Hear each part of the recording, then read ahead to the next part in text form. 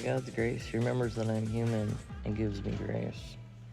And by His grace, He helps me remember that I'm human. Looking at faults with a sense of humor is actually a sign of spiritual health. Humor, when used kindly, helps us not take ourselves so seriously. It reminds us that we're human, flawed, yes, but also loved and capable of laughter, even in the midst of growth. Laughing at our quirks and old patterns can break the power of shame and make room for God's joy to enter the process. One might say, sometimes God works through our ability to chuckle at ourselves. When you can laugh at the stubborn parts of you, you're willing to admit they don't have the last word. You're also showing that you trust God enough to let Him reshape you without clenching your fists so tightly. Joy and humility often go hand in hand, and both open the door for God's transforming grace. Asking God to remove our shortcomings reflects a deep dependence on God's grace, rather than trying to fix it ourselves by sheer willpower.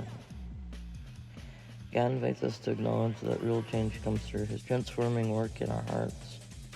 The humility expressed opens the door for healing and growth because it admits both our need and God's ability to help.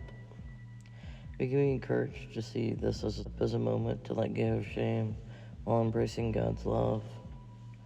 By asking God to remove shortcomings, we are not simply avoiding responsibility, but inviting divine help to reshape our character and habits. This leads to lasting change rooted not in fear or self-effort, but in grace and faith. Humility means seeing myself in true relation to my fellow man and to God. To be in touch with reality helps me to have courage to change.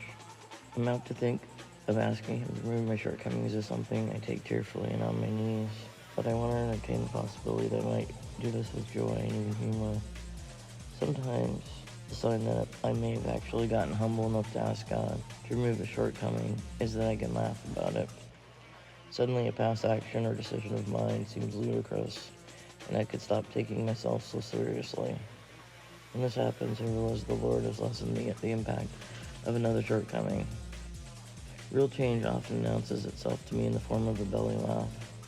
So next time I want to turn my hair out because I haven't gotten rid of some nagging shortcoming, I'll try to lighten up and see how silly my intensity could be.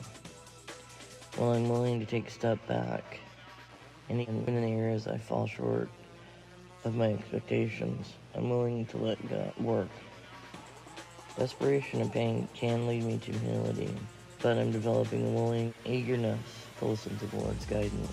Because I'm willing and free to learn from all life lessons, not just the ones that hurt.